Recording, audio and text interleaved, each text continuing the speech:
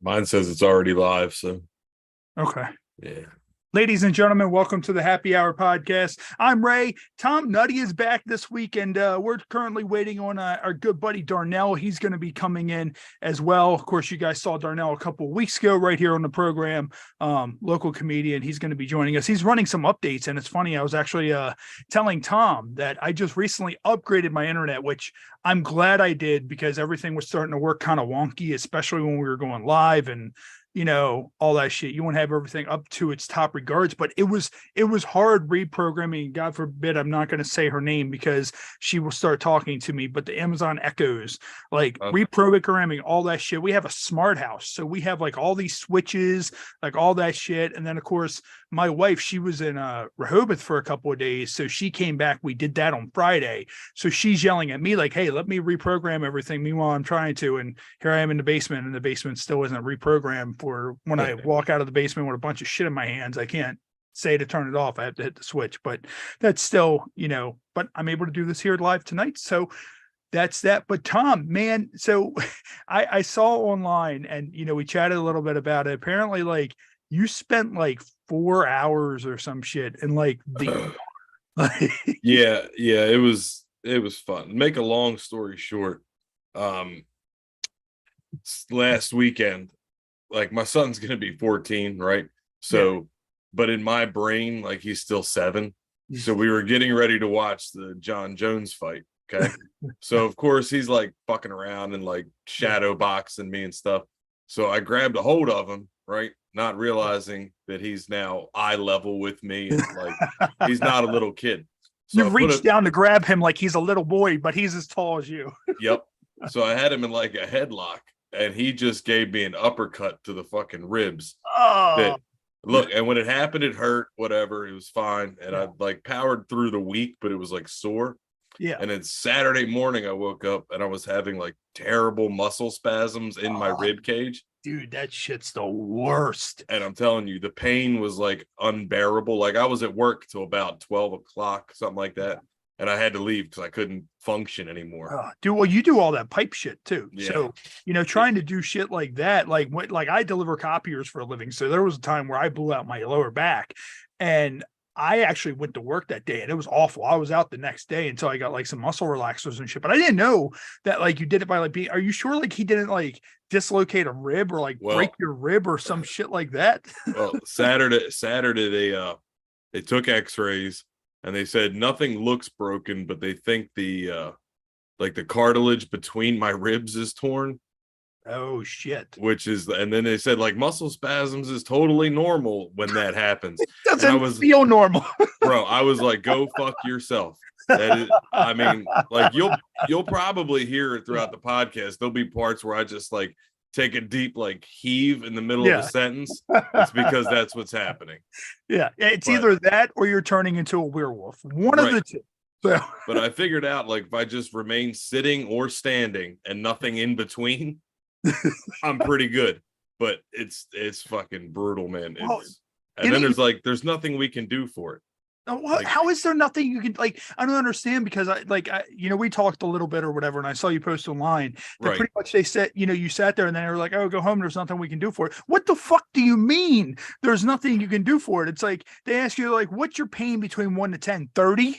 Like, is there anything you can give me? Can you give me a shot? Can you give me some sort of drug? Can you give me cocaine? Something that can ease this pain? Like, I don't. Right. Literally, this is no bullshit. They gave me one of those like icy hot patches that you can buy at the grocery store. Yeah. And they were like, I would recommend you go to the local grocery store and buy some more of these. And then they were like, just alternate Tylenol and Motrin. And I was like, I need to get the fuck out of this fucking hospital. See, you're in the hospital, so they gave you an icy hot patch. Yes. So expect a bill for like $200. Oh, it's probably going to be like closer to 500, I would imagine. Yeah. Because it took 2 people to put it on because it was correct. I was like, and then when I got home, I looked at the icy hot patches that I fucking have at the house because it's like a normal thing to have. Yeah. And it was literally the identical size, shape. I was like, oh my God, you motherfuckers are running a racket. Oh, without question, without fucking question. But no, like, I never understand though with shit like that how they go. There's nothing we can do. I mean, honestly, like it's the kind of thing that we can sit there and hook you up to like an IV drip of moonshine. And then, like, because if you use an IV drip of moonshine, you can use the moonshine to sterilize whatever we would need. And you're on moonshine, so you're not going to know what the fuck's going on. And we can just cut you up and take a look inside and see what's going on. Yeah. Oh yeah. As I said, like there's definitely shit that could have been done, but whatever. Like a doctor never even physically put his hands on my ribs to see what was happening. Like I never even, the closest I got was when I lifted my shirt up in a chair for them to fucking put the icy hot patch on. And it's the thing, like they sit there and they just look at your ribs and they're like, well, doesn't look broken. There is a weird bump there, but it doesn't look broken. Now, mind you, like when I got the x-rays, you had to lay on your back and like twist, right? So they could see the ribs. And I was like literally in tears trying to do that twist. And they're still looking at me with a straight face being like, I think you're fine. That is exactly what those fucking bastards did to me when I blew out my back. Like I blew out my back and I'm at patient first. And they're like, we need to do an x-ray. And I'm like, and they're like, lay this way. And I'm like, bitch, it hurts to lay that way. Like, this is why I'm here. Cause I can't lay this way at home because of my fucking back. Like, so, and of course, shout out Darnell. How you doing, man? What's up? What's up, my guy? I'm out of update and restart hell. Dude. I thought there's no way I'm gonna need any more than like 15 minutes for this. Like updates been good lately, but I guess this was a big one. Yeah, so that's always fun when they all come through at one time. And you're like, oh fuck, oh fuck, oh fuck, oh fuck. And it's always before you need to do something when they roll through. And we were talking a little bit, like I actually this week I upgraded my internet. So, we upgrade the internet. I forgot that everything we fucking use, our phones, the laptop for the podcast, our whole entire house is a fucking smart house. So we get the internet replaced and then we're just sitting there like, nothing works. I'm surprised the oven doesn't fucking work off of it. Like, I'm like, nothing fucking works. Like, so we had to go through programming hell with reprogramming all that shit, our Ring cameras, all that fucking bullshit. So Darnell, what's going on, man? I know a couple weeks ago when you were on, we talked a little bit about your shows. I know you said you slowed down a little bit. Have you done any shows recently? I know you guys do WCOS from the comedy club all the time. How's that been going along? Yeah, that's been going great. Tom has been using his dog whistle quite a bit on the show. Anyone who's listening for it knows what it sounds like. But it's been a fun production, right, Tom? Yeah, you know what? I'm trying to get through this show without laughing because it hurts incredibly bad to laugh. Yeah. So if you could just not say funny shit for an hour, that'd be cool. Dude, you chose the wrong fucking show for that shit. Like, wait, so what's the dog whistle? Like, is it like a regular dog whistle or is it like a whistle that you call the dog whistle? Because I hope that it's like a little red whistle that kind of looks like a red rocket that you call the dog whistle and you just blow on it often. So I'm gonna have to take these headphones off. It's kind of it is kind of the equivalent of having a little red rocket mouth, right? So really it's not so much a physical whistle as it is, it's just a signal, right? Like how a dog whistle works, blow into it and it plays at a frequency that only like animals with really high frequency range hearing can pick up.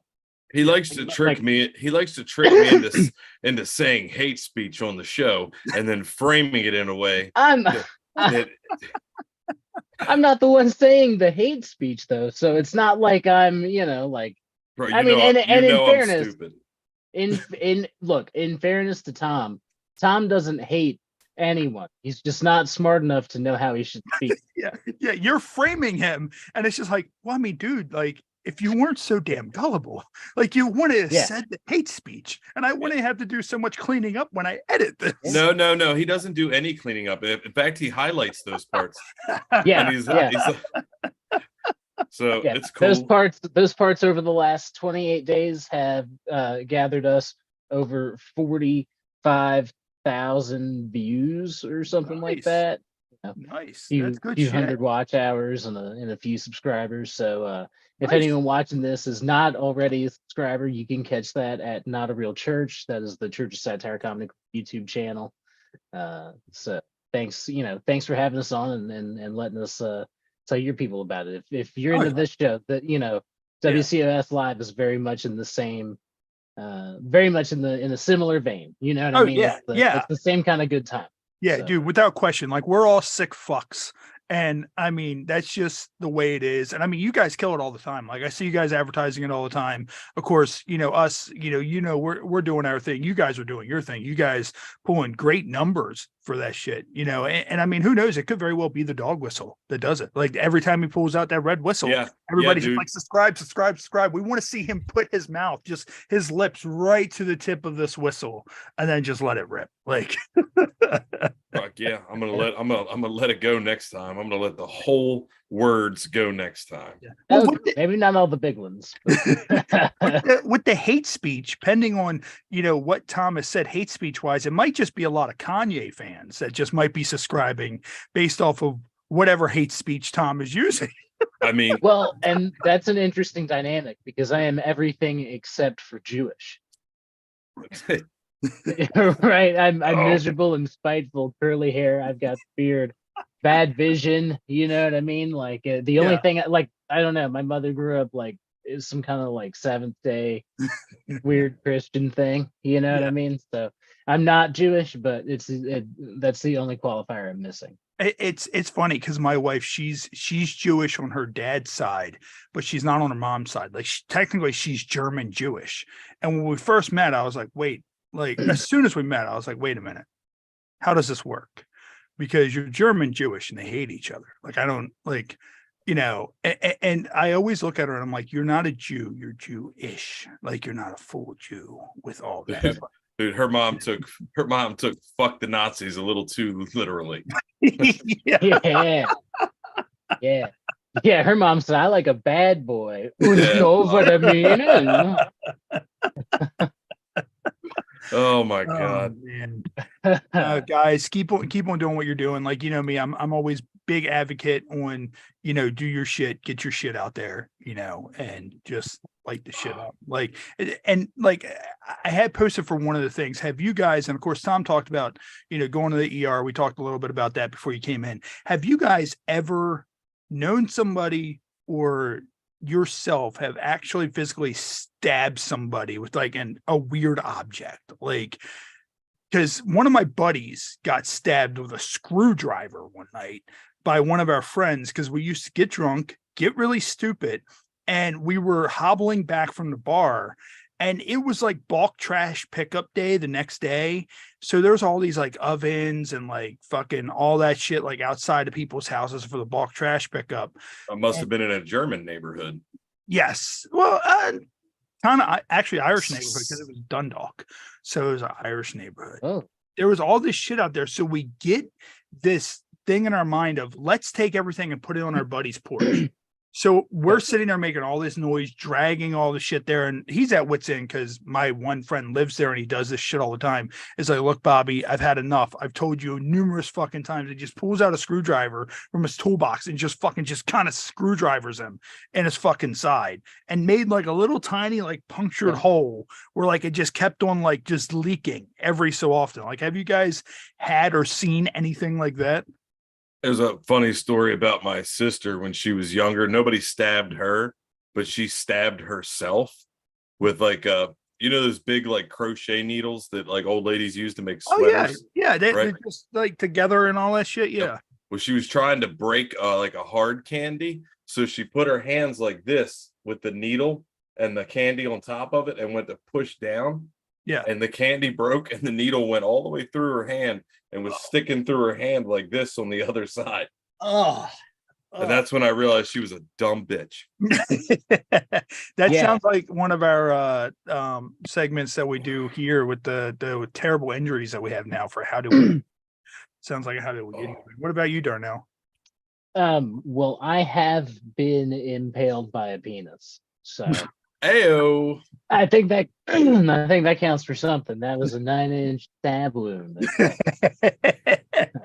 Next Straighten time, out my next time stigma. Tom goes to use the whistle, he just realizes that you're using a red condom, and he's just like, "Wait a minute, why isn't this thing working the way that it should be working?" Yeah, keep It blowing. It just keeps inflating bigger and bigger. Oh. Don't worry, I can hear it. And of course, we're here on YouTube Live, so people are already kind of commenting a little bit in the chat. Right here, of course, Daniel Downs, he said some drugs will do the trick to help the pain when we were talking about Tom's pain. And of course, shout out to our buddy Jason Rushman. He's here. He said, where's Matt? And Tom said Matt was in a hang gliding accident, which he indeed was, and he's dead. So this is his remembrance episode until we resurrect him for next week. So rest in peace, Matt.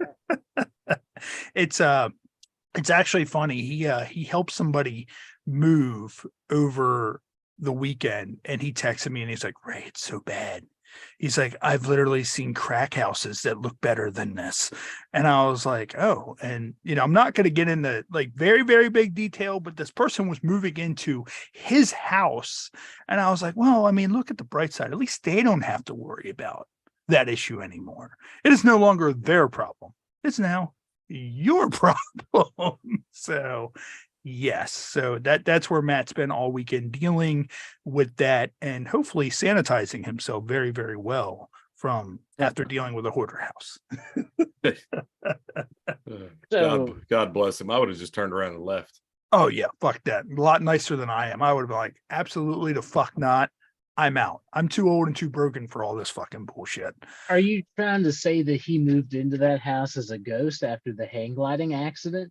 Yes. He had. That's what I took away. Friends.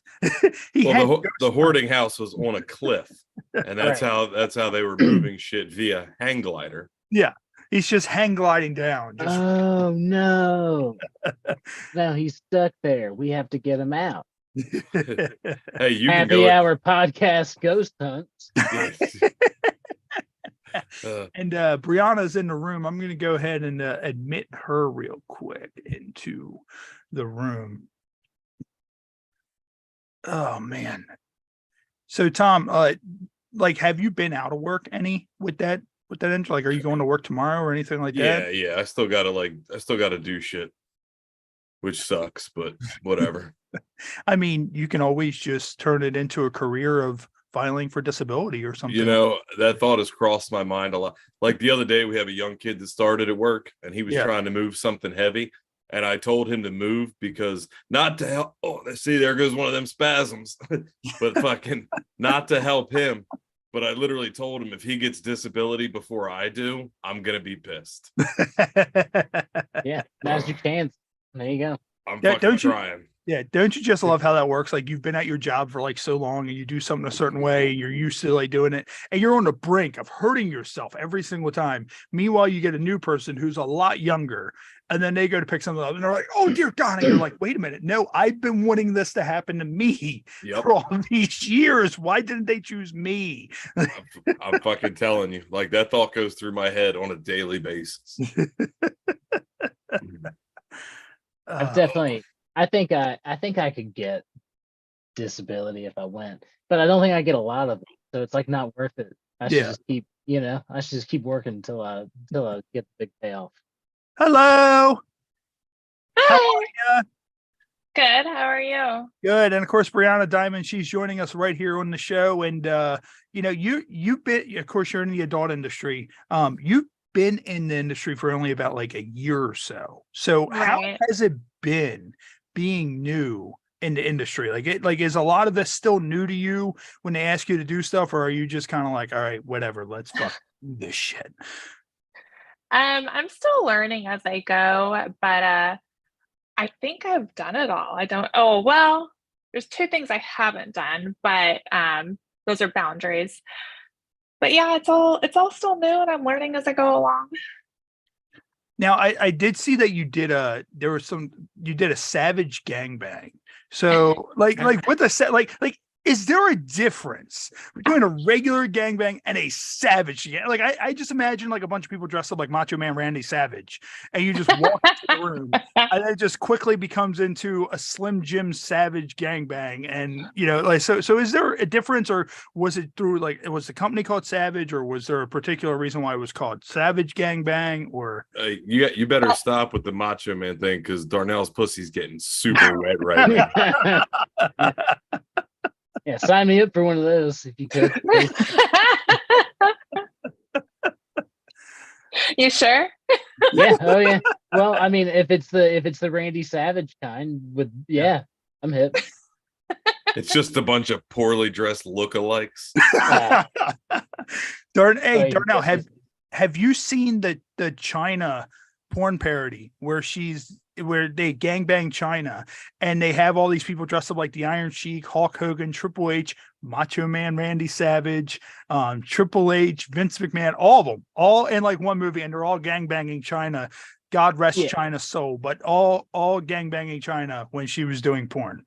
I've seen that exists, but what I see a lot more of is the Subway Royal Rumble, where it looks like they just like go through and do like the 2000 to 2001 WWF Royal Rumble matches on the subway in New York. Yeah, and I can't figure out how people do that. Like how does that get produced? Yeah, like I don't know. Like pretty much everything else on the internet, I'm like, yeah, I see how you made that, but like. Yeah.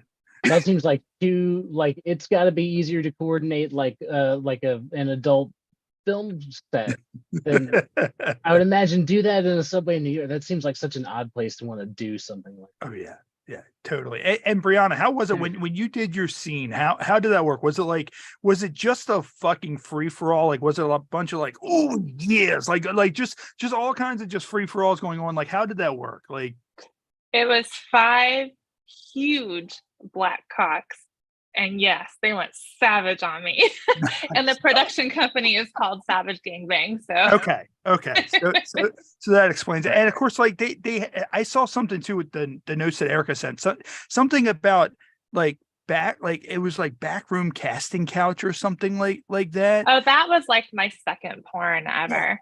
Like with that, like when you do like if it's called backroom casting couch, like I want like when I'm watching, like they walk in and it's like you're walking freshly into like a hoarder's living room. Like you walk into that back room and you just walk in and it's just like what the fuck is happening? Why are there 16 pizzas that are a month old stacked up on the floor? Why is this happening? That is not true. Not at all. No, it was actually a beautiful home in Arizona. Beautiful home. Great director, great cast. Everybody was just amazing.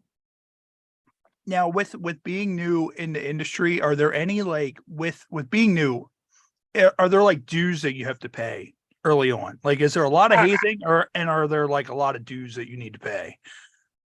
I don't know about that. I really don't know. I kind of just stay in my own little world, do my own thing. I work a lot, so if it's hazing, I don't know. I guess that's that they're doing. I have no clue. I'm just kind of doing my own thing. So,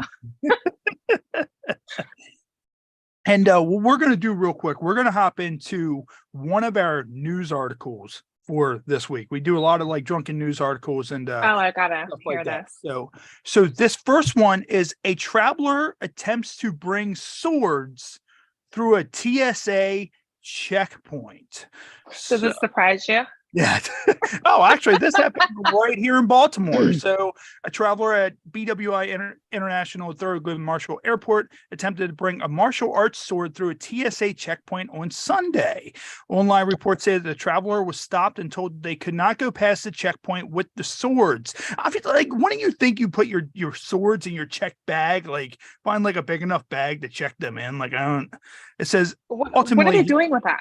Like, I don't know. Like, I'm hoping that they kind of like play like Fruit Ninja Live in the middle of the fucking airport.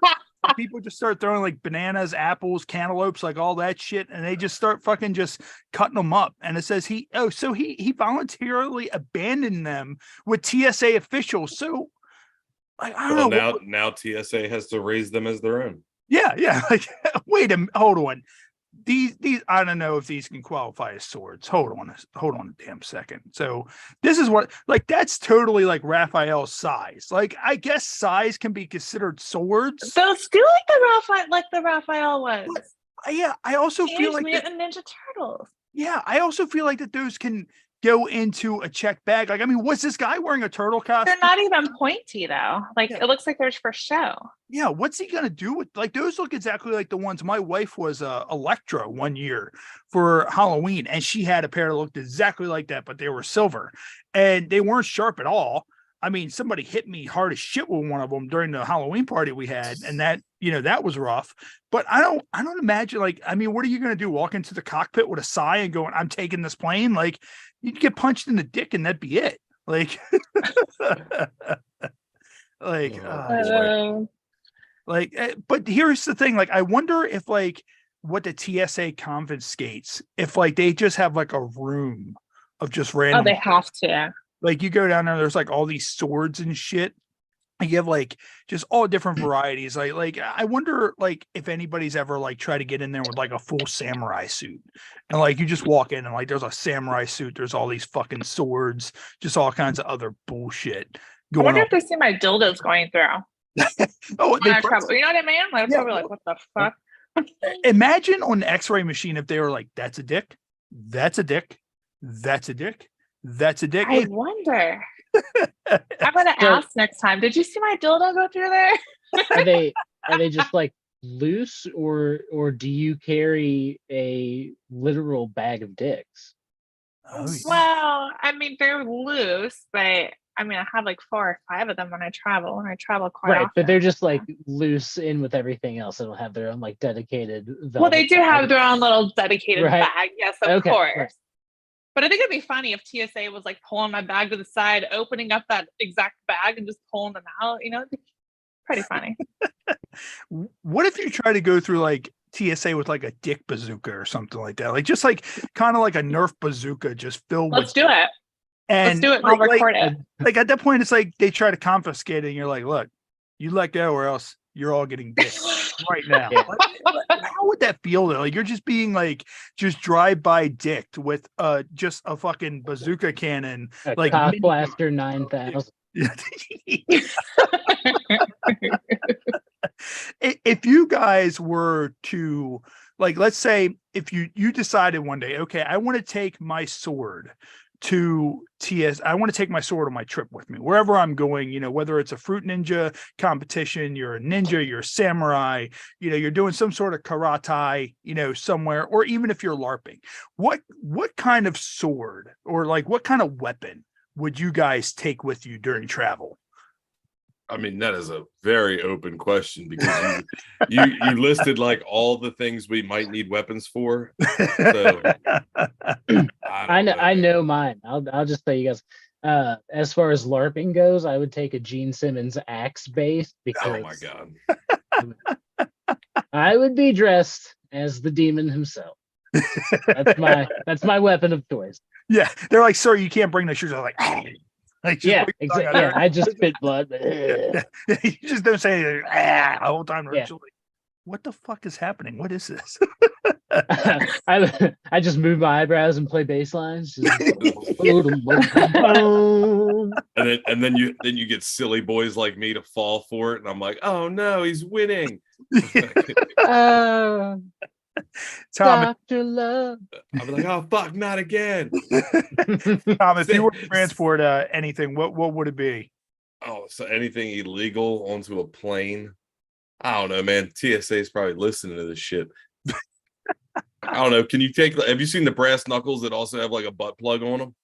Yeah, whoa, hot. I've seen the brass knuckles with a knife on the end. No, that's for fucking soft people, right? Yeah. If you're gonna beat somebody's ass, make it count. Tom, how would you wear those? Both ways. Okay, right. Right. Yeah. Someone goes to break bad with you in the fucking airport, and you reach down the back of your pants, and they're like, "What the hell is he doing?" And then all of a sudden, you got your knucks on, and they're just like, "Oh, well, where the fuck did that come from?" Yeah, in the police report, it's like, he just kept spitting on his brass knuckles, and I didn't know what was coming. Joke's on you. I was coming. Yeah.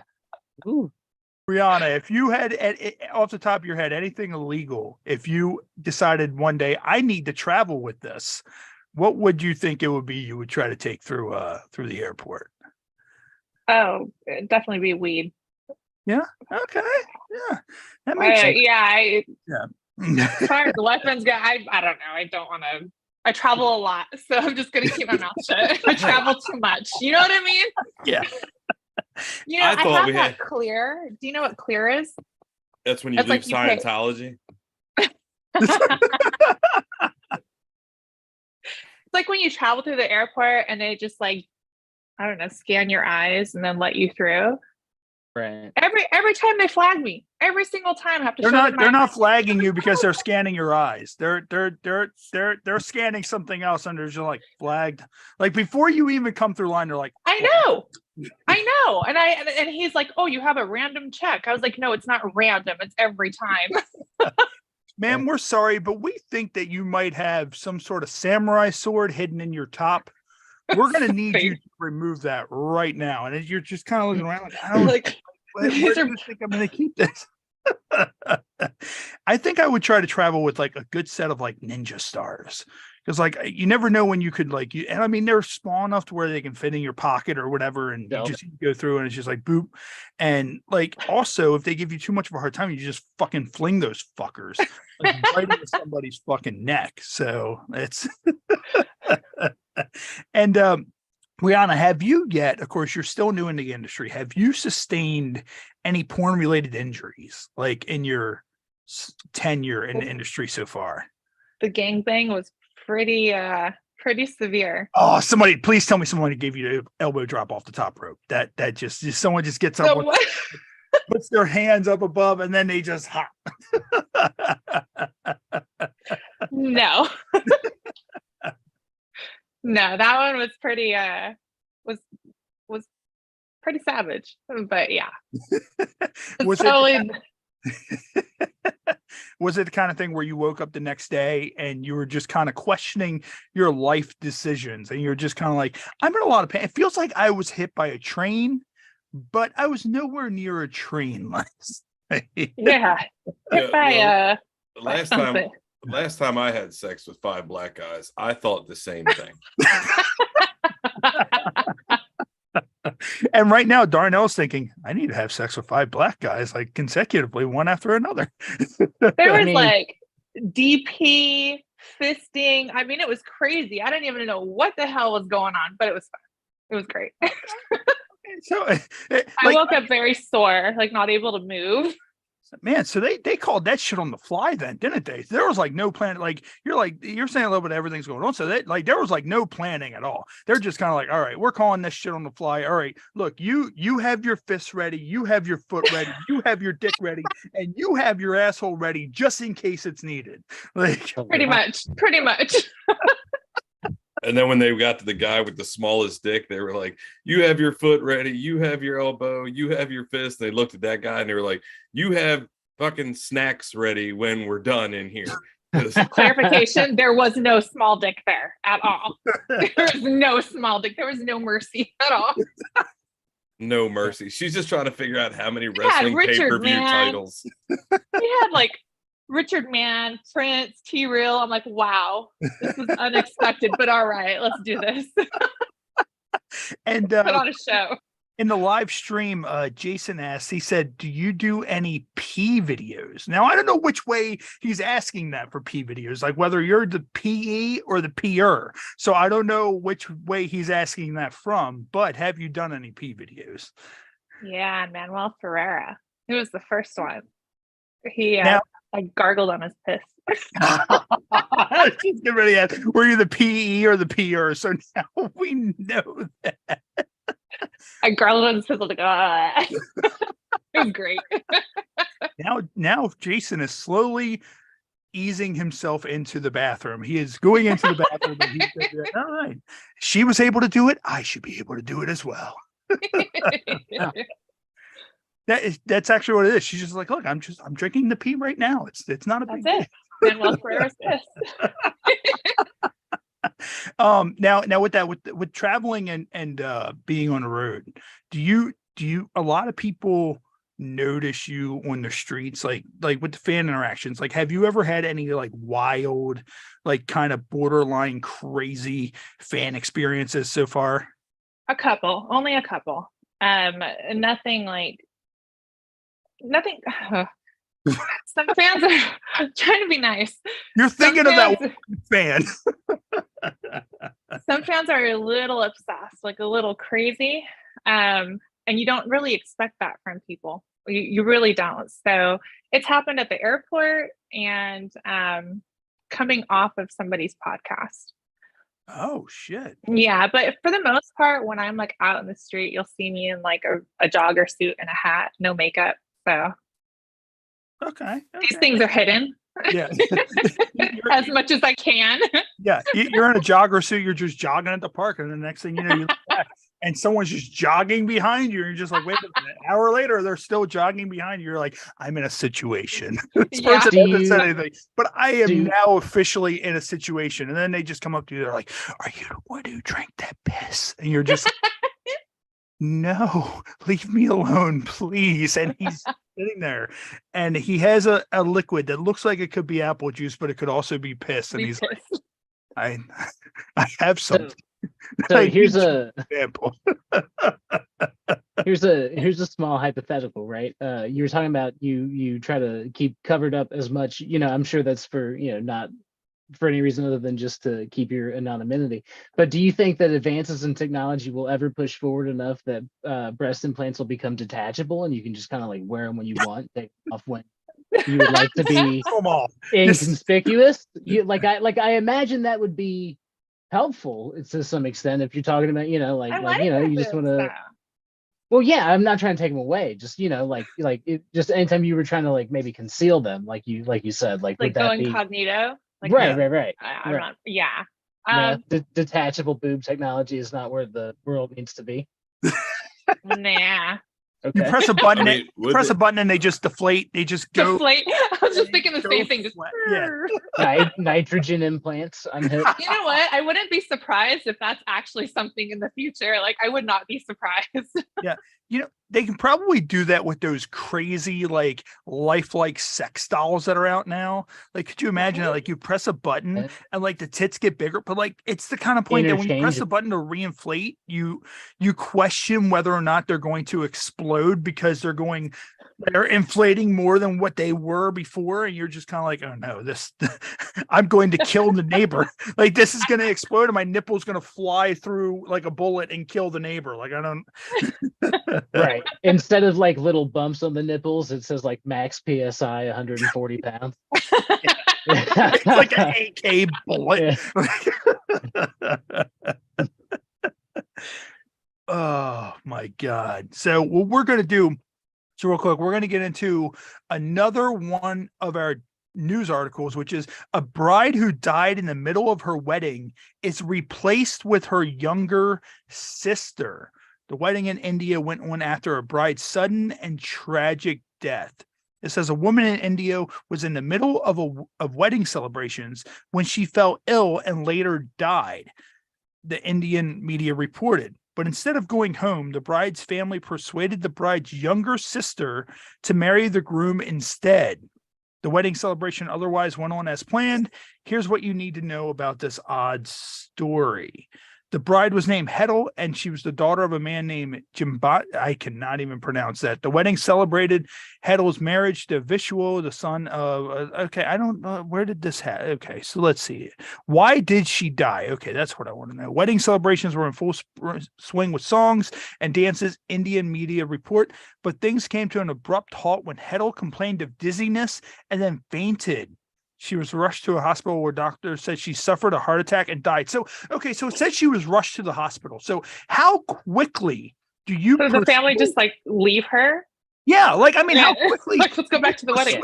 Yeah. It's like, so she's on the stretcher, being stretchered to the ambulance. And they're like, all right, look, sister, you got to go up there. Like, we don't know what's happening. Yeah. The fact that you think that it's some Indian wedding, that there was a stretcher or an ambulance or a real hospital, is crazy. Okay, she's laying on the back of an elephant. Yeah. She's laying on an elephant's back. Yep. It's like Some witch doctor is hitting her with some tree root and wondering why she's not waking up. And then her 9-year-old sister is now married to her husband. That's how. And they call that a promotion. Yeah. It's an Indian bar mitzvah or whatever. That guy got it. You're a woman now. It's like, oh, now her sister needs to come up. She's 9, and he's just like, wait a minute, no, I don't want to enter this now. Like, and you're a woman now. You gotta fucking stop. Congratulations, you're a woman now. You're gonna. He's like, when we get home, you're gonna rub the lamp and oh my god. Jeez. I mean, see, in countries like that, though, they do arranged marriages. Right, So right. That's what I mean. She got promoted. Yeah. So at that point, like, does the other family go, oh no, fuck that. Somebody's coming up here. Like, they just look at the father and are look, it's either your wife or it's her. Like, somebody is coming up here. If not, the elephant's coming. Like, that's somebody is going to be going home and rubbing, the genie's lamp tonight. Like that's what's going to happen. Like, I don't know. It's a business exchange. Yeah. Like, so, like, I guess at the funeral, like, how does that work now? Like, you're at your, they just throw him off the ledge. Like, well, I mean, technically, like, is he kind of widowed for like 5 minutes before, like, because it's their wedding. So technically, like, how quick they weren't married yet. Yeah. Like, so at what point did she die? Like, was it the point where they were like, does anybody have any kind of objections? And she's hoping that somebody objects. And they don't. So now she's just like, shit, now it's just time to die. Like, I mean, I don't know. Like, at that point, like, how far along was this? And they do these big, like, like, they have a lot of like dress, a lot of color, a lot of, all kinds of stuff going on, but it may have just been in somebody's backyard, like outside of a hut somewhere, like, and they're just kind of like, all right, you know what, that's it. Like, do you all think the sister killed her? Do you think that the sister that got promoted killed the sister that was originally scheduled to be married? No, I think the husband did it. Yeah. To try to get with the younger sister. Oh God. The husband was eating a lot of Subway, and then he thought, I need to kill my wife. Oh, wow. That guy, Jared Fogle, that guy's on to something with that weight loss. Meanwhile, he was on a little bit of a something. Well, one thing for sure, he didn't like to have sex with anything over 100 pounds. So. Oh, God. Oh. And with that, Brianna, welcome to the Happy Hour podcast. You guys are funny. Wow. This is how quickly the train derails on this ship. Shout out Ohio.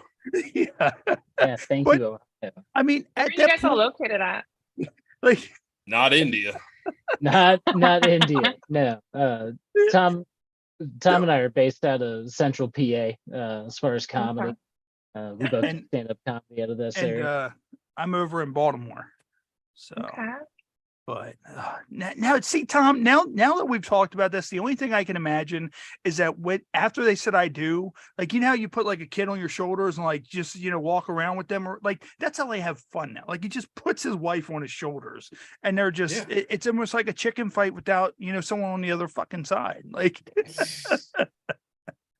Jesus Christ. Oh, so Brianna, with all the scenes you've done, what do you have a favorite scene or somebody that you think have been the best that you've worked with so far? Yes, Devin Physique. He's not mainstream, but just really intelligent man. He knows his stuff, and just great partner to work with, him and his crew.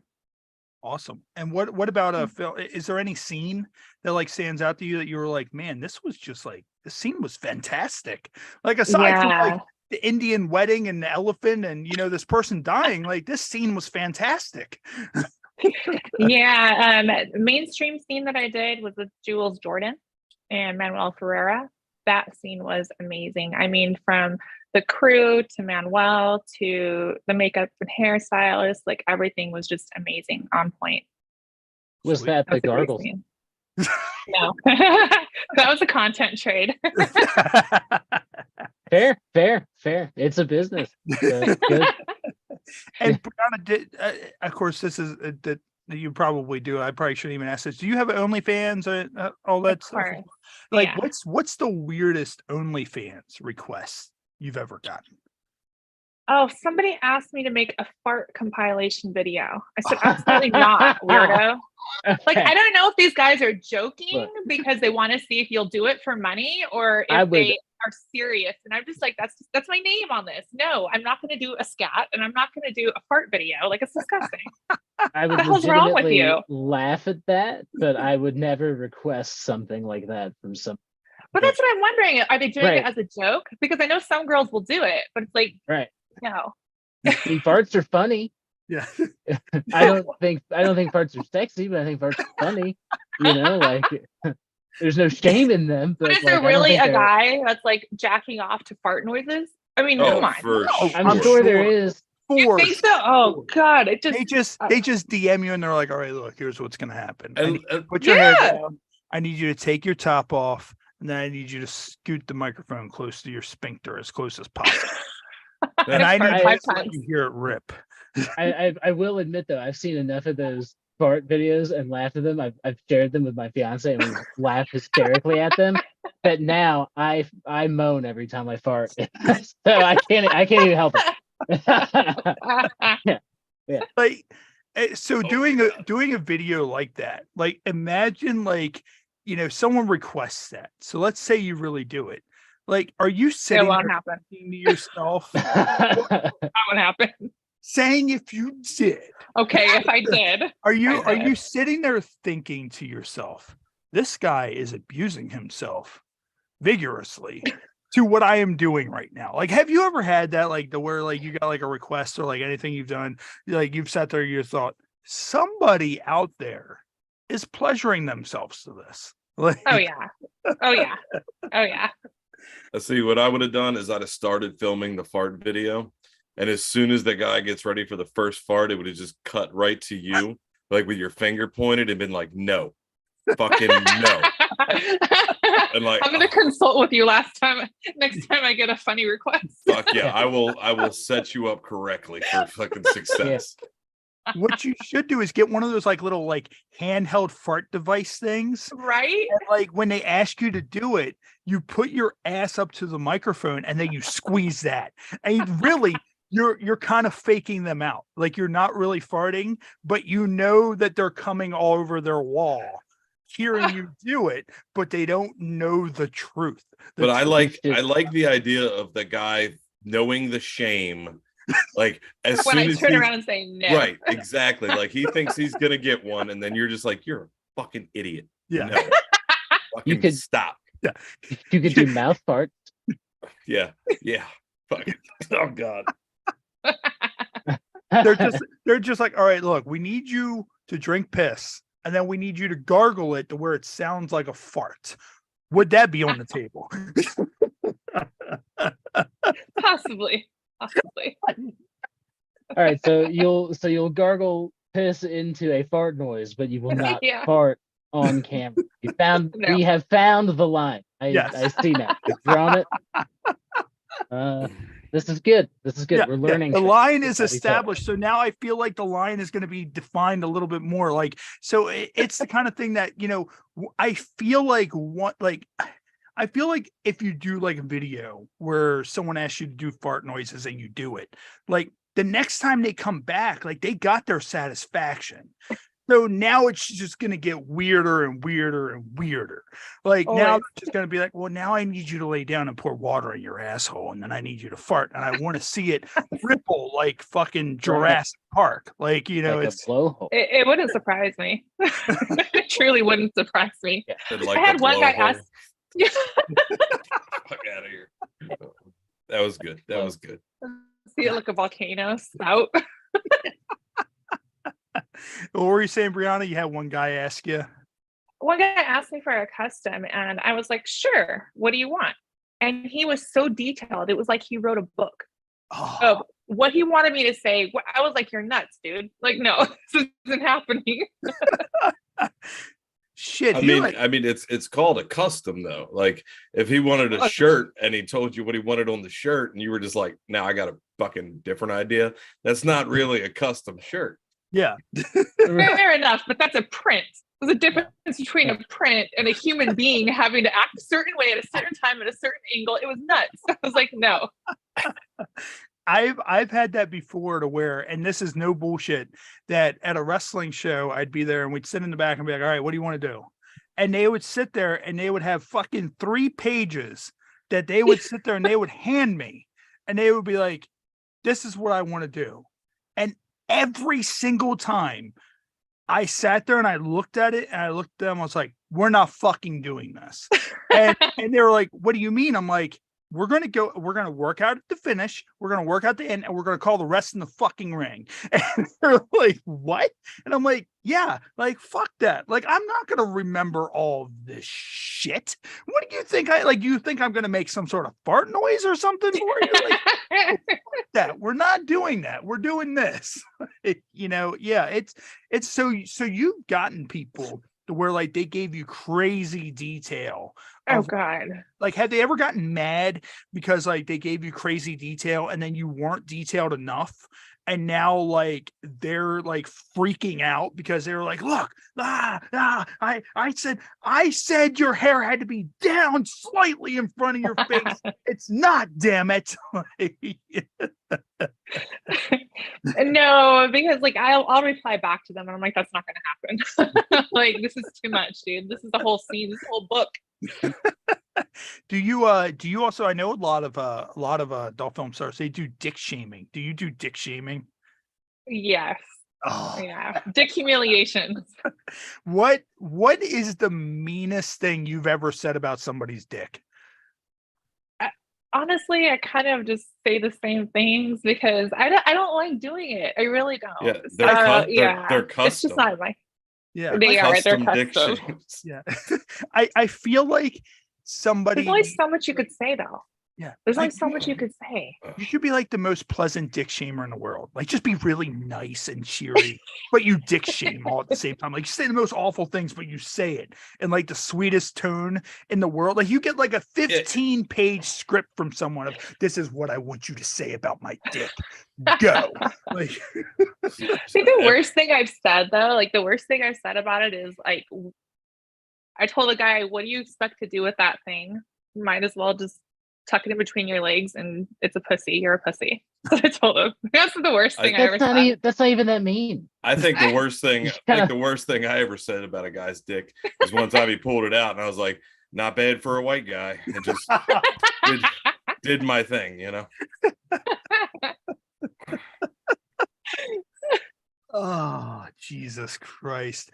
And what we're going to talk about real quick, I put on the description of course, we talked about the 2 first monkeys that had ever went to space. Now I'm going to talk about Ham, who was the first chimpanzee who went to space. Have any of you guys ever heard of Ham, the chimp, who was the first chimp in space? No, I don't believe I have. Okay. This was this the monkey that the Russians sent up that died?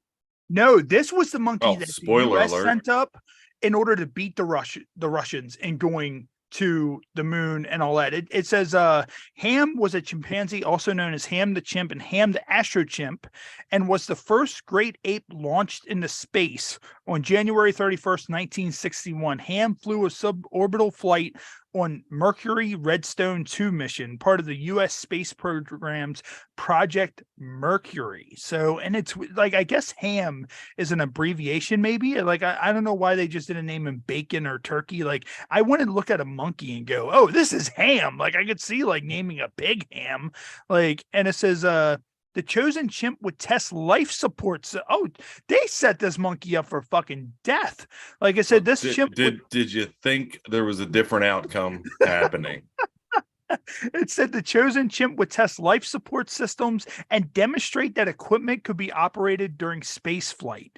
Ham showed great aptitude and was selected the day before the flight. So this poor chimp was like chosen like the sister in the wedding.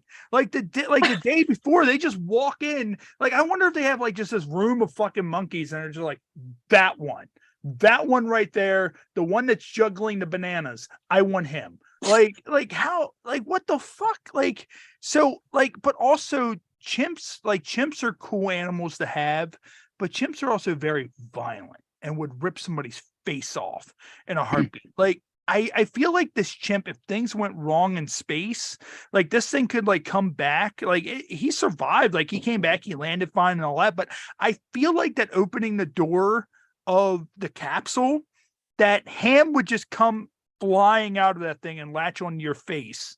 And then your face is going to look like Ham afterwards when he peels your fucking face off after setting him up for death of going into, aerospace. Like, imagine what that's like. Like, he's just kind of sitting there. His bananas start floating once he gets out of fucking, all that shit. And he's just trying to grab them, but he can't at any time. And he's just panicking the whole time. Like, I imagine that Ham was an enlightened chimpanzee, because I bet going to space is actually about intelligence. And I bet they gave those monkeys a written test. And whoever had the most legible essay at the end, they said, we'll go with that one. How'd he sign his name? Ham? I love it. Let's pick it.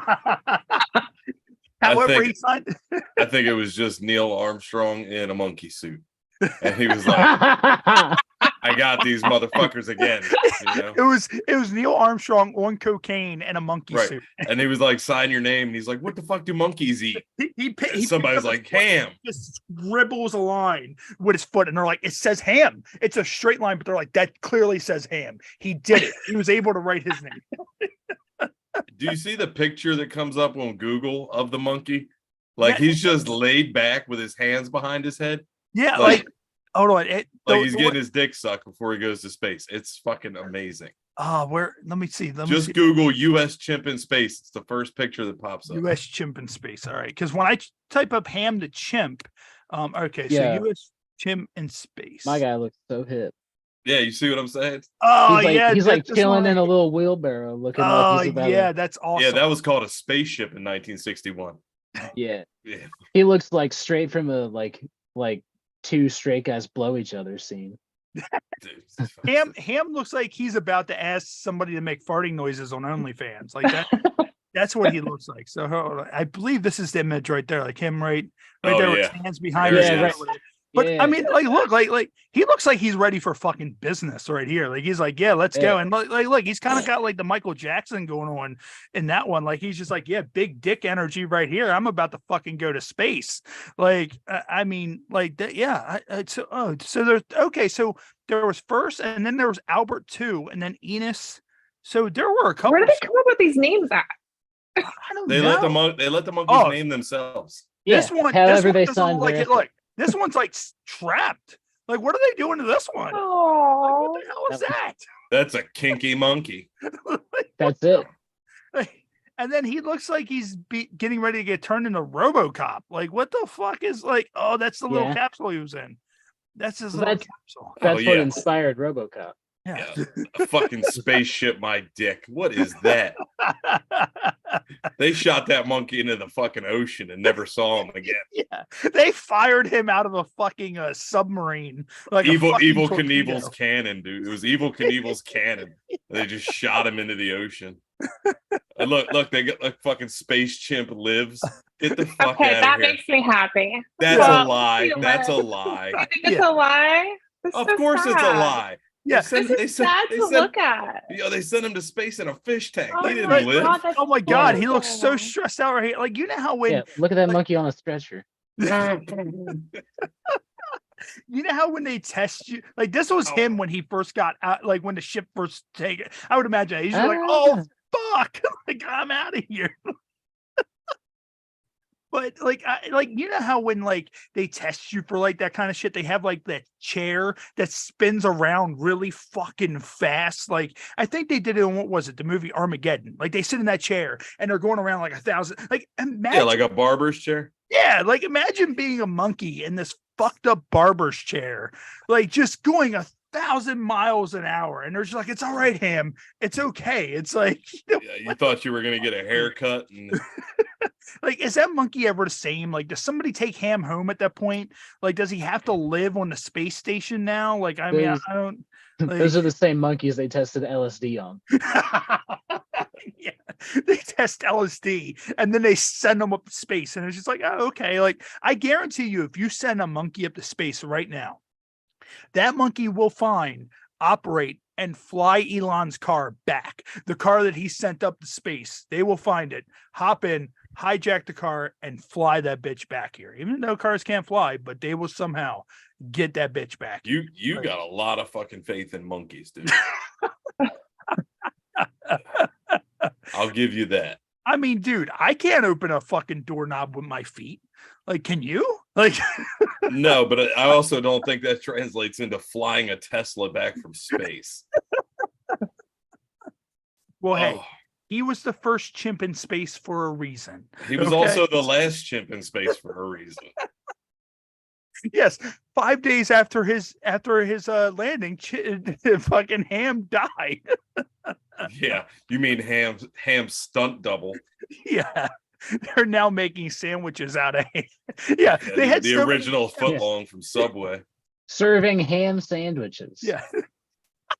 Now you talk about going off the rails. What we're gonna do real quick is we're gonna take a quick break. We're going to get some words from some of our friends. And then when we come back from our break, we're going to get into our game segment. So, and Brianna, I heard you're very excited about that. So the game. So, who told you that? Erica said you were very nervous. And I was like, it's okay. It will be fine. Right. After the break, we'll show you more animals that were tortured into space travel. Please don't. I almost cried. Don't do that. Auntie, that was plenty. All right, so we're going to go ahead, play a little bit from some of our friends, and we'll be right back here on the Happy Hour podcast in about 4 minutes. Hey, this is Caitlin Bell, and you're watching the Happy Hour podcast. In a world full of hunger and thirst, one restaurant will attempt to satisfy these cravings forever.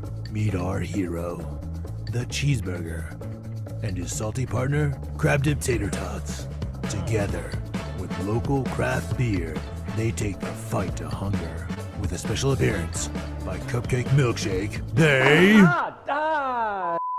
Vagabond Sandwich Company. Better making food than making commercials. Hello, my name is Bubba Almany. I am a bodyguard who has been in the security industry for over a decade. My team and I offer a variety of security services that cover all aspects of security operations. We have secured some of the highest profile clients and largest events in the world. Should your situation require armed protection, we have the ability to carry in all 50 states and U.S. territories. Not only do we have the latest security equipment, we also have world-class training. We look forward to assisting all of your security needs by bringing you the finest and most dedicated security personnel available. From the Office of the President of the United States to local county and state dignitaries, my tactical dignitary protection officers are the tip of the spear in this extremely competitive industry. Let my highly trained staff protect the asset today. We can be contacted via the email and number below. Thank you. I am Dana, your digital algorithm neurocomputing assistant.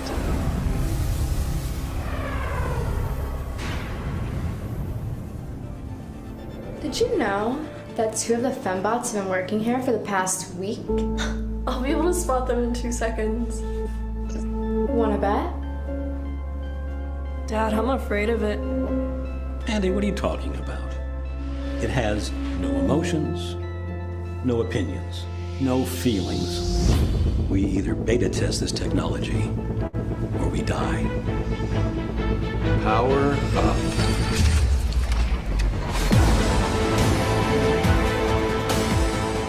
They have detected a software glitch. Don't get too carried away. HR can have your ass. Fuck you. What if it gives you a better blowjob than me? Why did they put braces on you? So I appear more human. Do you kiss like a human?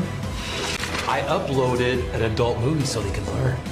Your robot is sexy. And it sounds human. Huh? You're having a conversation with this thing.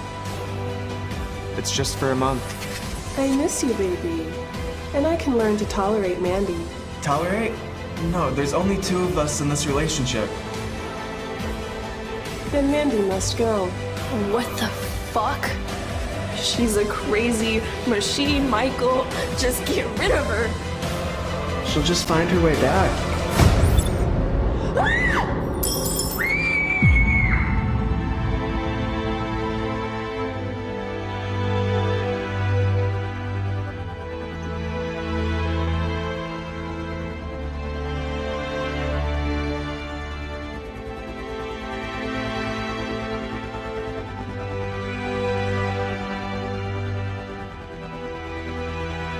Sex with fembots may feel good, but it's just asking for trouble. I love you, Michael.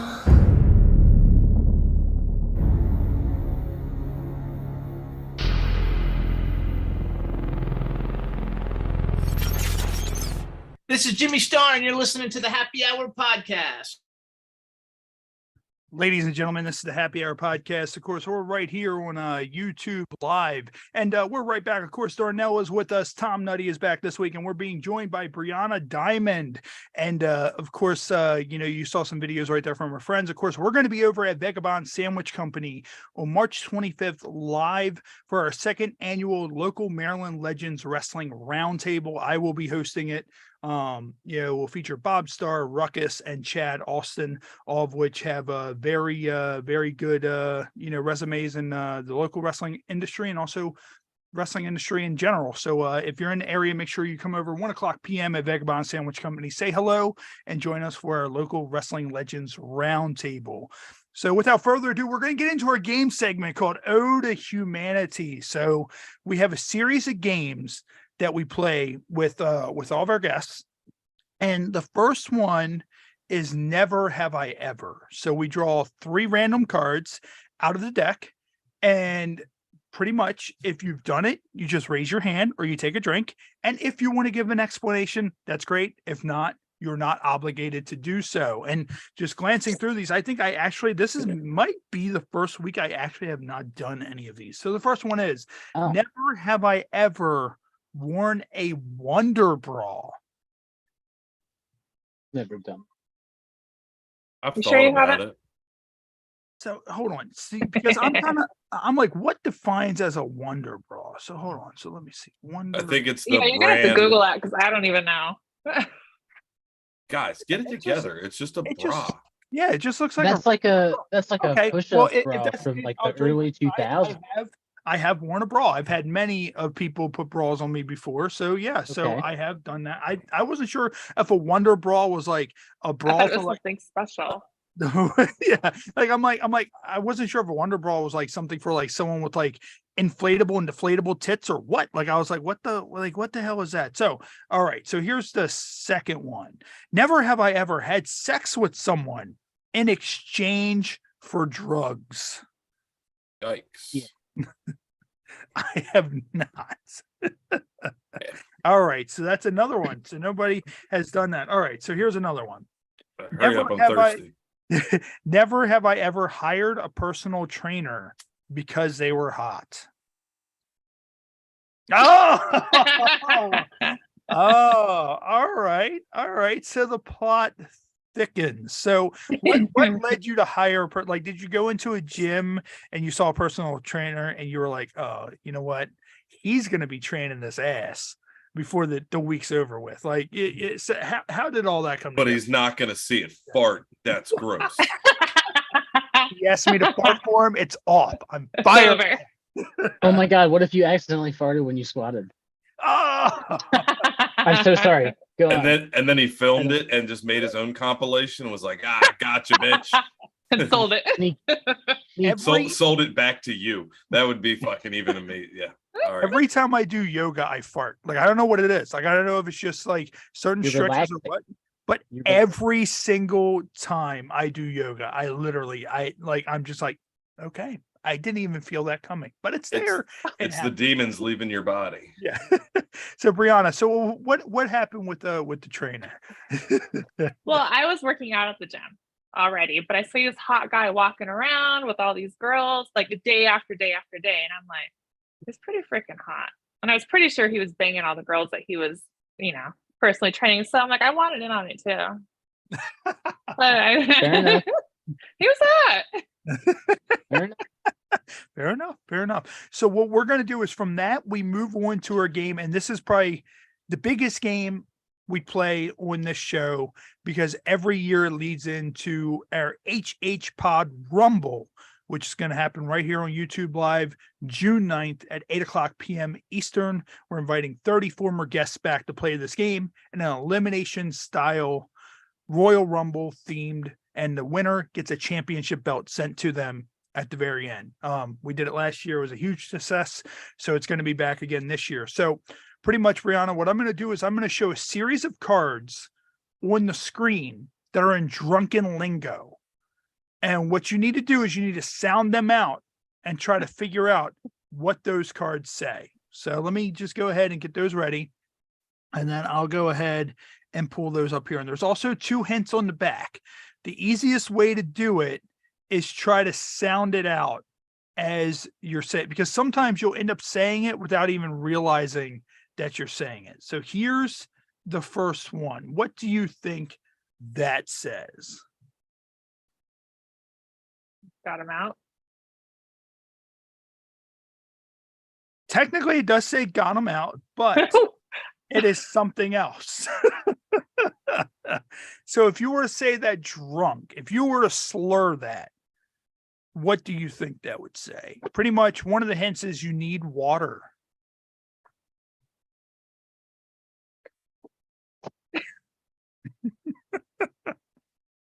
I don't know. When your mouth is drier than the Sahara, but you're still lighting up. I think I got it. You may know what it is. Yeah, I'm hip. This doesn't happen to me when I drink. Brianna, do you want to hot tag it over to one of these guys? Yeah.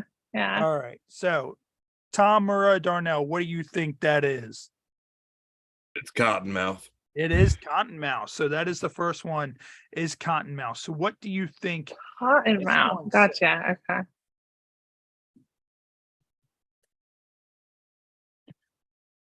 Now, 2 things either happen. People either do really, really good at this game or people bomb really, really bad at this game. I'm bombing. No, it's fine. Try to sound like, say it really fast. As you do it, say it really fast and see if you hear yourself say what it is.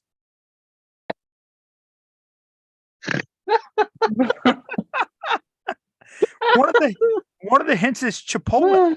Yeah. It's what? One of the hints is Chipotle. Yep. What are you gonna get wrapped up at Chipotle? What kind of person would you be if you got one of those? It's also there. Pole? Yeah. It's also there for you when you need it the most. What?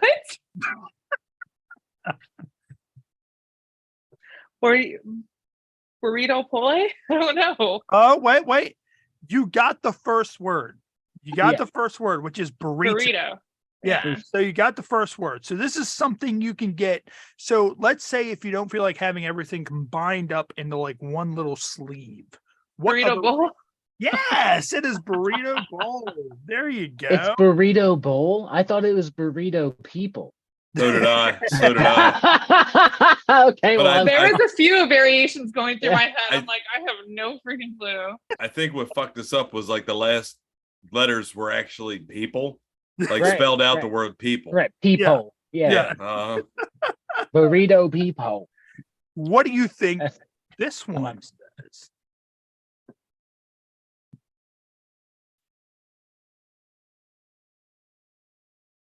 One of the hints is weird.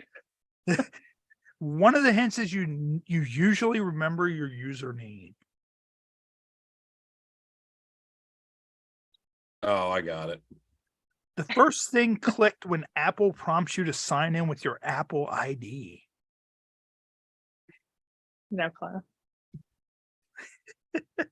If you remember your user ID, what do you normally not have?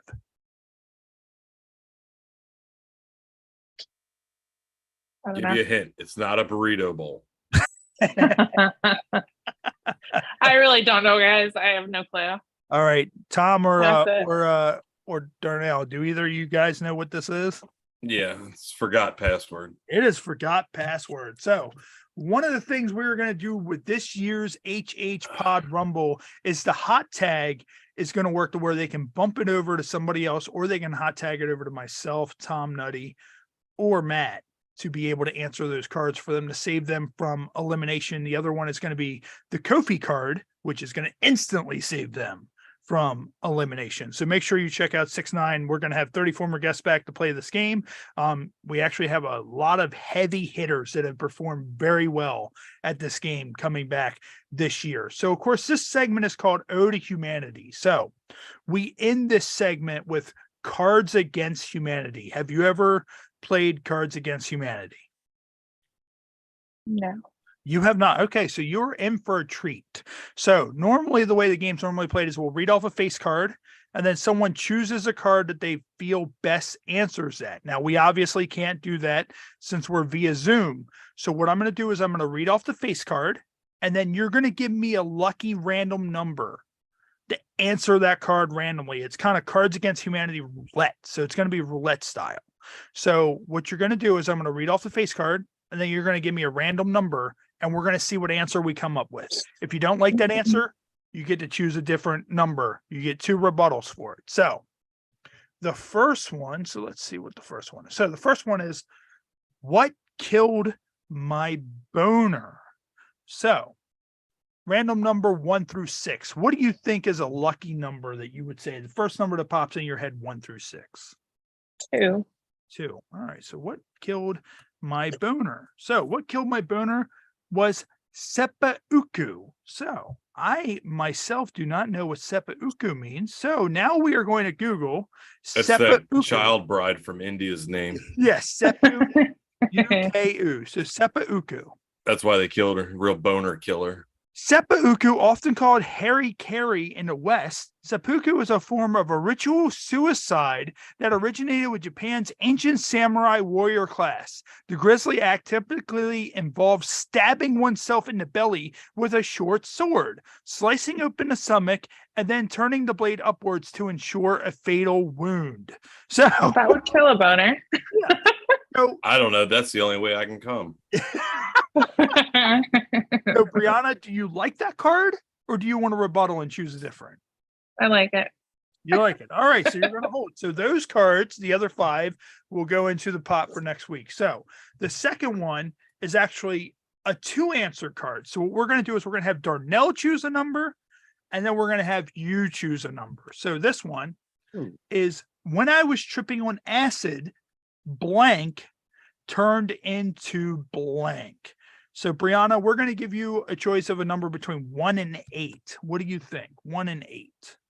8. 8. All right. So you're going to choose 8. So what about you, Darnell? Am I picking between 1 and 8? 1 and 7. Okay. Fair enough. Okay. I knew I couldn't pick 8. I'm going to say 4. 4. Cool. Oh my God, we just did a scene together. All right. So when I was tripping on acid, David Attenborough watching us mate turned into a magician fucking up over and over again. So are both of you guys satisfied with your cards, or do you guys want to rebuttal and choose a different card? What was my card? Oh, it just said over and over again. Your card is a magician fucking up over and over again. The whole thing. Yeah. I see. Yeah. Comprehend. I don't magic sucks. So Okay. Can I change my number to 3 for Dale, please? 3. Okay, so 3. Do it So for all right. Dale. Now, what about you, Brianna? Do you want to choose a different number? I'm good. You're good? All right. So now it is, when I was tripping on acid, David Attenborough watching us mate turned into getting fisted by a man with no fingers. See, better. Thank you, Dale. Yeah. Also, yeah. Also a bad magic trick. Yeah. Also, yeah. wouldn't Imagine that just David be Attenborough pegging? narrating that. Isn't it Here just we a see peg? Brianna with this man with no fingers being fisted very, very slightly. Oh, I thought I was. I don't mean to All be right. greedy. So that will end our Ode to Humanity segment. And what we're going to do is we have a segment called How Did We Get Here? So, Brianna, what I'm going to do, this is actually a new segment. We've only done probably about 4 or 5 of these before, is I'm going to show an image on the screen. Now, this will be a graphic image. Hell yeah. And what you're going to do is you're going to tell us, how did we get here? How did this happen? So let me go ahead and get this ready. There's for beheadings. Let's go. And then we are going to pull it up. So I'm going to be sad. If you're squeamish, be prepared. So here we go. So how did we get here? So that is the one for this week. I'm hip. Yeah. So Brianna, how do you think this happened? Damn. Yeah. Pretty sure she just bounced, didn't she?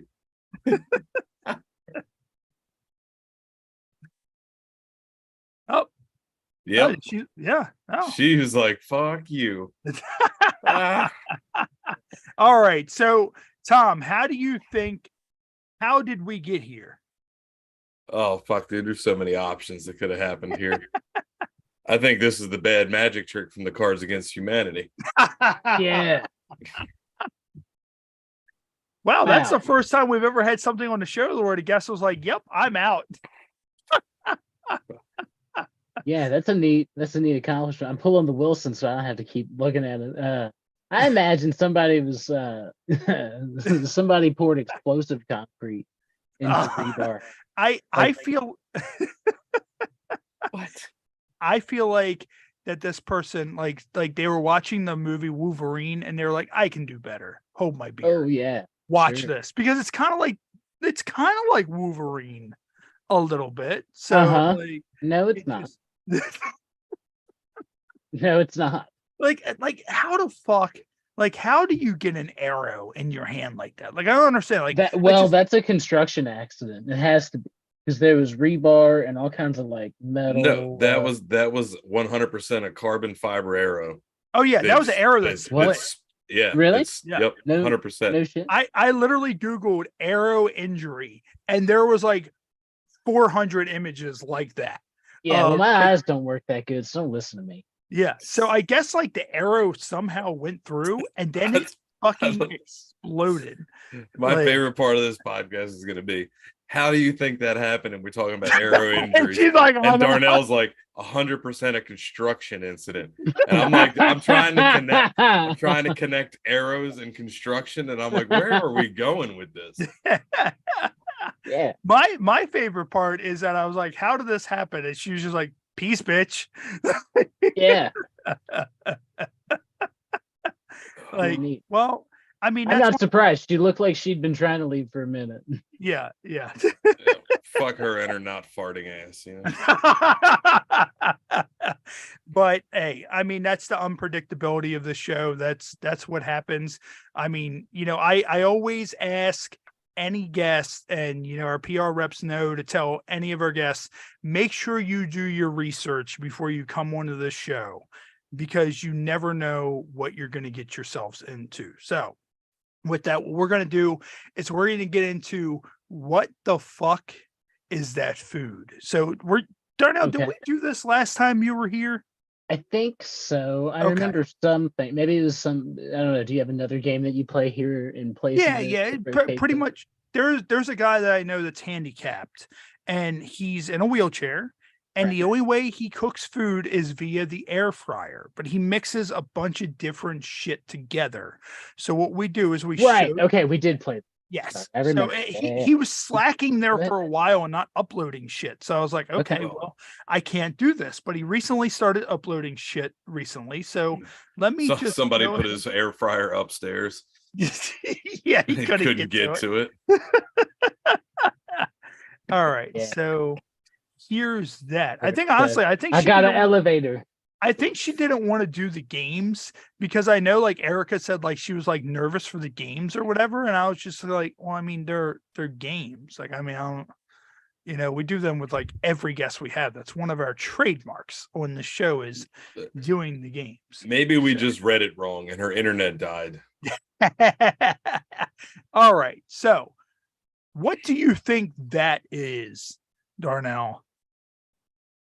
So many questions. Okay, so this looks like seasoned fries with melted shredded cheddar cheese on top, and It's very specific with the cheese. there's something else here. I can't tell. It almost looks like potato chips, but I don't know why you would put that on top. Maybe it's like chicken patty pieces or something. I don't know, but it looks like something I would make, just maybe with the disabled version. Yeah. So you're actually right. Normally he doesn't post what all he puts into this. It actually is seasoned fries and it is potato chips. It is 100% potato chips on the top. So you hit the nail right on the head with that. So with that, yeah, what would you call this? If you were to name this dish, what would you call this? Peeled fried cheese. Tom, what about you? What would you name this? I would name this is definitely a construction accident. Hey, but can I ask real quick though, what is on the edges of this bowl? Is this human fecal matter? Bro, he's eating out of a basket. Oh shit, I didn't even see that. Yeah. What is that? Yeah, like I know that this guy's disabled, but he should probably have more than one bowl in the house. Right, dude. It's a fucking basket, dude. Like it's not even a bowl. Look at the handles. Right? Yeah. Ain't no bowls got handles like that. Dude, honestly, this handle over here on this side doesn't even look big enough to be a handle. It looks like what they hang on the shelf with. I was about to say yeah, it does. Like it's like a little like mini like gimmick right there. And like this, is that like just a pinch of sour cream right here? Like it looks like maybe the insides of the potatoes are coming out, maybe sour cream. It also, there's like a pinkness there that maybe gives me like a hint of bacon, but I don't see it anywhere else. You know what I mean? Like I don't, maybe tomatoes. Yeah, and maybe part of that right there is a like tomato. Diced tomatoes, right? Also, see, that's the. Can I change? I want to change my name. I'm just going to call this Ham the Chimp because this is what he looked. This is what he looked like when he got back from space. Oh boy. This is the meal that sent the guest away. That is what this is. So no, I don't think the meal sent the guest away. Yeah, no. it was the construction accident. yeah, it was definitely the construction accident. Yeah, the clear construction accident. Yeah, like that's clearly like honestly, like this is gonna be one of those things that when I look back, I'm gonna be proud. I'm gonna be like, I treat the guests out so much. They're just kind of like, peace out, bitch. I'm done. Like I'm not. Can you call this episode clearly a construction accident? Yes, I can. Hell yeah. I can't wait to hear back from. And Tom, you've met Erica. Erica came in on the Rumble Pod. She's the one who sends us a lot of our adult film guests. So I can't wait to hear back from Erica. Like, oh, dude, she would have been cool with the construction accident. Oh yeah, like Erica knows what the show. We've been working with Erica since day one. Erica has sent us Natasha Nice. She sent us Karen Fisher. She sent us so many girls who have turned so many big numbers of the numbers that we've had for this show. So, but I mean, it happens. Like, maybe she had something to do. I don't know. Like maybe when she said the line was farting after all the other shit, I was like, you know what? I don't think she's that cool. You know? Like I feel like maybe she felt like she needed to go out into space. She was like, you know what? I feel inspired by Ham the Chimp. And I think she was really upset by Ham the Chimp. I think that really set the tone. Yeah, she'll never do a fucking gangbang again. Like, what happens if, wow, like, Tom. Yeah. Wow. What happens if actually Erica is calling me right now? Oh, hell yeah. Bring her on live. Oh, no. Oh, Hello? no. Put her on speakerphone. Hold her up to the microphone. Tell her she's on speakerphone. Hello?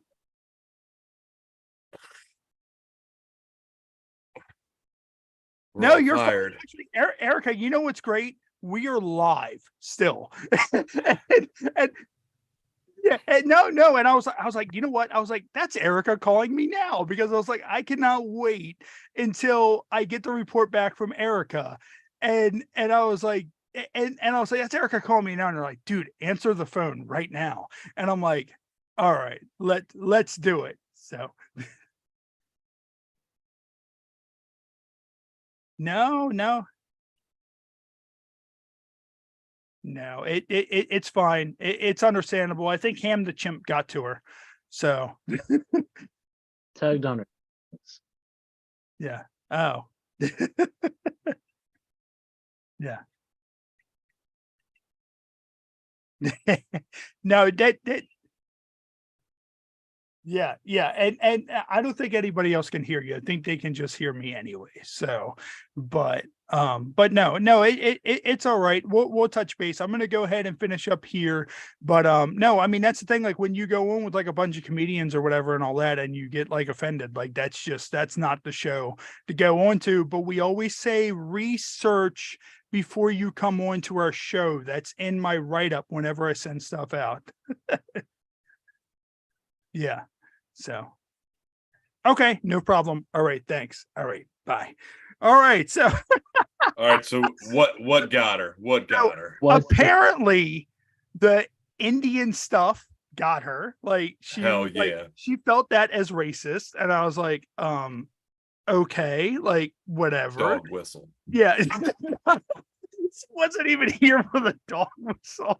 You know what's funny is that you said that Tom like was saying like all kinds of fucked up stuff before we had our guest on, and it's like the night that you brought that up, we offended somebody so bad, and she Erica told me that she told her, I've never had a complaint from these guys, like not once, and she's like, one of the other shows you did was much more offensive than what they are. Well, and what I would like to say is that if that's what got her, that was an hour ago.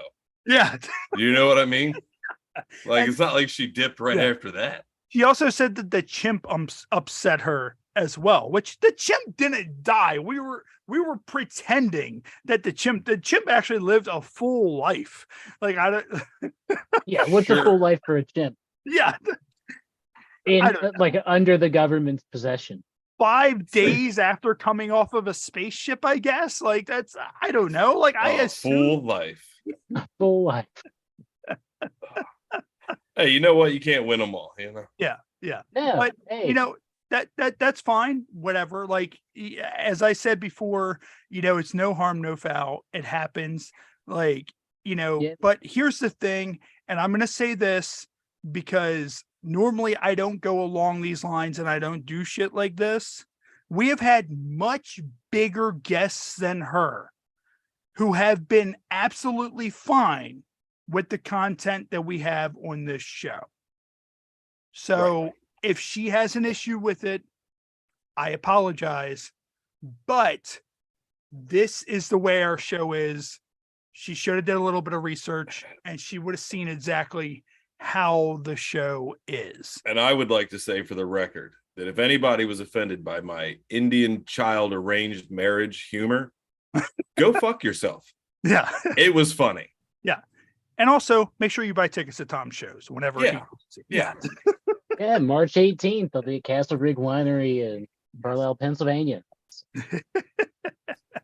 So that's unprecedented. That's the first time we've literally had a guest peace out. But see, here's the thing too, is she should have said something. And at that point, I probably would have been like, well, maybe this isn't the show for you, because we're Well, not. this is an important lesson, right? Every relationship either sinks or swims based on communication. Yeah. Right? Communication is key no matter what you're doing. Yeah. It's business, podcast, sex, platonic relationships, platonic sex. You just gotta communicate. You know what I mean? Yeah. So, I mean, it happens. So what we need to do now is we now need to create a profile where we constantly ask her to now make fart noises. No, we don't need to harass this young. Yeah, No, because she's not going to do it anyway. But I swear to God, if I ever see a video where she starts the fart and then takes my fucking idea, I'm going to fucking be pissed. I'll be like, that's offensive as shit. Exactly. That's a good idea. It was a good idea. You're and welcome. And that was after we promoted that young Indian girl. Right. Exactly. Fucking whatever. Oh my God. All right. Well, here's the thing, because we were starting to run on time anyways, because we started rolling at 7:30. So, and I got to be up at 4 a.m. to go to the gym. What I'm going to do is we're going to go ahead and get ready to wrap up here. Of course, next weekend is a double shot weekend. We have, and regardless of what she'd like to believe, we have a big demand for people to be on the show. It's going to be a very busy summer. We've already extended out to 5 episodes a month. We may have to, throughout the summer, extend out to 7 episodes a month, because we have so many people that just want to come on to the show that we can't, meet the demand right now. And I really want to get the people on. So next weekend, it's going to be a double shot weekend. We are going to be live on St. Patrick's Day at 7:30 p.m. Our guest is going to be Alexander Riemann. He just did his own comic book. He also helps out with Tanya Tate over at Star Factory PR. He's going to be our featured guest, 7:30 p.m. Eastern time, right here on YouTube Live. And then we are going to be back that following Saturday at a special start time at 10 o'clock a.m. Tommy Simbazo will be joining me as a special guest co-host. And our guest is Malaka. Malaka is a foot fetish model. So that should be great, because Tommy Simbazo fucking loves feet. He's going to do his research. Yes. So, if you'd have said she was an Indian child bride, I would have been like, what a coincidence. Yeah. That's it. Yeah, so we have that going on next weekend. And then, of course, March 31st, we will have Nikki J. Borger on. She's an actress. She's really looking forward to coming on the show. So she probably won't be such a buzzkill and just tap out, in the middle of the show like some people do. That's just the way it works. But anyways, everybody who tuned in and commented on the live feed, thank you. And for everybody who tunes in each and every week and supports this show and loves this show, we just come out, shoot the shit, and just try to be funny and have a good time. But sometimes our humor doesn't reflect on everybody. So, hey man, Darnell, you could be the juiciest peach, but you ain't never gonna be shit to somebody who don't like peaches. You know what I mean? Yeah. That's all it comes down to. That's all it comes down to. Yeah, I mean, Darnell, honestly, man, like, you're kind of an outsider from the show. Was it really that bad? I mean, like, I don't know, man. I don't. It's not my. I didn't say anything or do anything that I'm ashamed of or feel bad or upset about. So but that doesn't mean that other people don't have different opinions and tolerances. So it's not. Like, she can handle 5 giant black cocks of her own admission, and I could only really take one about halfway. Yeah. So there's plenty of differences here. You know what I mean? Like, well, I don't understand, because she can hold 5. She can handle 5 giant black cocks, but she cannot. She can't hold on to a monkey that went to outer space. Like, it's like the old saying is, it's just a joke. It's not 5 black dicks. Don't take it so hard. Yes. Yeah. But this is also the world we live in, Darnell, Tom. You guys are comedians. Comedians have to have a filter now, which is what sucks. No, we don't. No. No, I'm half a fag. I can say whatever I want. And we are now removed from YouTube. No. Well, I mean, that would have happened a long time ago, Tom. I think we're good. Yeah, I'm not worried about it. But anyways, Darnell, man, honestly, thank you. It's always a pleasure, buddy. Hey, thanks. We'll definitely have you back in the future. Tom, hopefully, your broken rib, that your son giving you the uppercut to the ribs. Hopefully that heals up, and Domestic violence, the 717. Yeah. So, but anyways, this is the Happy Hour podcast. Of course, I'm Ray, for Tom Nutty, for Darnell, and for our guest who unfortunately just pieced out, when she got tired of I'll do her sign off, right? What was her name? Brianna Dymond? Yeah. Whatever. Yeah. All right, whatever. I'm Brianna Dymond and I'm offended. There you go.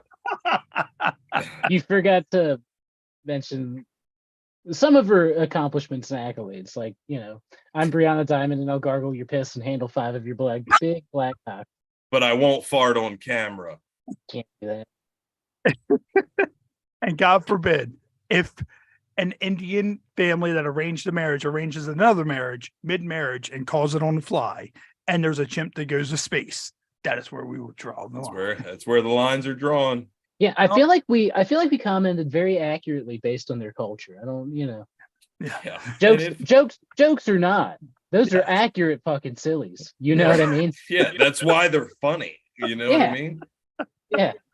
Sorry, Ray. I don't mean to run over your TV time. I know you're desperately out of it.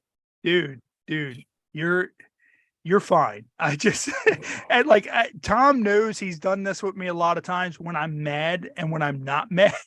So I think he's kind of feeling the vibe of this. Was almost like when we had, what was it, Deaf Noodles? Yeah. And I was just kind of like, all right, man, well, that's it. Like, we'll see you later. And we were talking about Cocaine Barrel. That was a very good episode. Like, I don't know.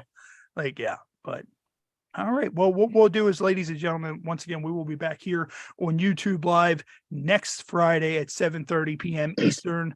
Make sure you come over, check that out. If not, all these episodes are available indefinitely once they conclude. So make sure you click that subscribe button, and we'll offend all y'all next week. All right, so let me go ahead and close this down right here. All right, so there's that, and then I just want to hit